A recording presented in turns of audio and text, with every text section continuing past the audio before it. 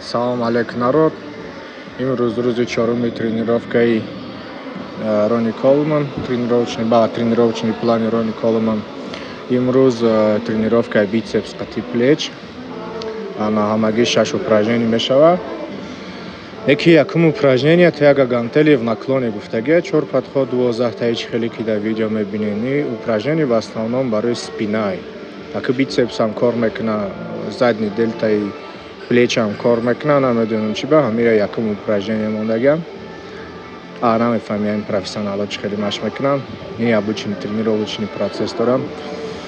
Ҳамин мерим тяга гантели в наклоне 4 подход 12 таи. Озай ҳар як угол нишон метим чӣ хеле задан дар корай. Имрӯз Миша камерачим залда буд, кам-кам съемкам кард. Короче, техникам хеле ранги тяга штанги в наклоне, неки гантели қати. Ҳам бицепс кор мекуна, в основном спина, задний пучок, дельта. Мушаки майдаки плечи. Так, баъди тяга гантели в наклоне мерим концентрированное сгибание на бицепс. 3 подход 12 таи гуфтагия. Яду подход разминка мекунем, баъд веси рабочимон қати хушрукада мезанем. Инҷа почара сахт мондан дар кора ки гантел шататса накуна дистат қати китфут. У дасти ки да поча истудагия китф қати тела када меисти китфтаки. Чтоб напряжение беста да и китфут, короче, ира фақат ам кадам да мефаҳмӣ. Агар дӯста да воздух нигоҳ кунӣ, хеле хушрӯ зада наметунӣ. Барои ҳамин як кор кунем, стойкату насос кунем, короче. Рабочий вес хеле подконтрольно, уже қиинтар мешава. Агар фокусу концентрацията зиёд кунӣ, хеле қиин мешава. Барои ҳамин ини задан да метонен оста кард. Чанг уфта будам дар видеои пешина. Чанг қавоста машқ карден, ҳамқа зур мешава эффекти тренировка, ҳамқа мышца мекафа. Мақсад разминкотон қати метонем теста кунем, баъд весои рабочий қати оста прокачка кунем. Мерем сеюм упражнение сгибания рук на нижнем блоке да кроссовер 4 подход 12 таги гуфтагиай. Немкади як рукояткаи майдака мемонен. Наҷм идеал талчок надода, бицепси холи қати оста мезанем. Инҷа главный полностью поём фурорен рукояткара, ҳамун вайша. Бемиён, фақат бицепс қати.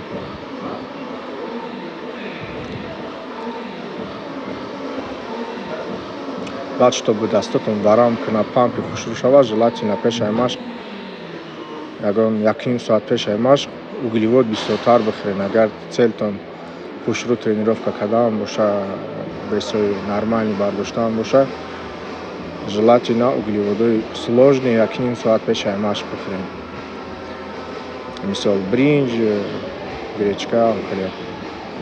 Так, мерем жим гантелями сидя 4 подход 12 таги. Ба ҳамин бицепс тамом мешава, всего лишь 2 упражнения. Жим гантелями сидя 4 подход 12 таги. Угли скамейкара нигоҳ кунем, полностью рёст кардан дар кор нест, камтар поён мефурорем. Як 3 подход разминка мекунем, баъд весои рабочий қати прокачка мекунем.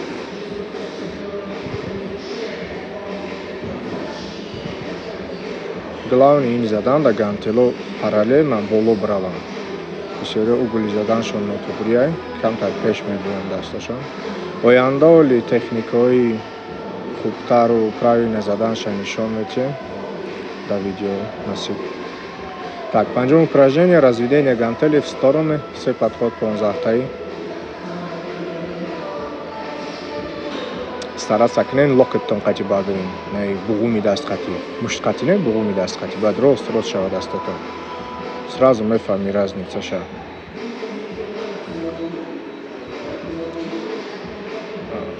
Махи в стороны барои средни пучоки китфа, средни дельты. Главный веси дар корира биёвен. Ҳамин ҳар як тренировочный процесс я аҷоиба, ҳеҷ вақт намефаҳмӣ чанд кило қати мезанӣ. Ҳар дафъа ҳар хел вазн мебардорӣ. Я рӯз вазбин, я рӯз сабук. Так, мерим последнее упражнение разведение рук в кроссовере 3 подход 15 таи. Кроссовера полный поён мефурорем, рукояткара мегирем. агарам хеле ягон ҷои қапидан дошта боша меқапед, надошта боша дастона ба миёнтон мемонед мезанед. боз ман ҳамҷа ба фикрам нишон метам. ана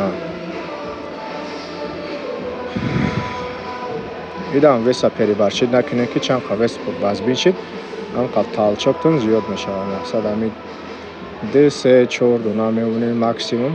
ҳар як тренажёра тягаш фарқ мекунад, барои ҳамин мумкин тренажёри шумо да осонтар боша амро бардоштан, мисол ҳамуда қиинтара. ё охирон упражнения буд, машқи кӯтоҳ. саломат бошед. лайка фаромӯш накунед, подписатсия кунед, канала дастгирӣ кунед.